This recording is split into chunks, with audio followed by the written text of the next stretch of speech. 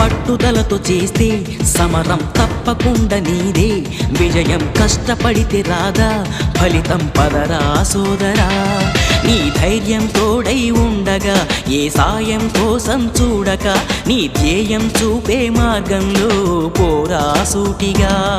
ఏనాడు వెనకడుగేయక, ఏ అడుగు తడబడనీయక, నీ గమ్యం చేరేదాకా దూసుకుపోరా సోదరా.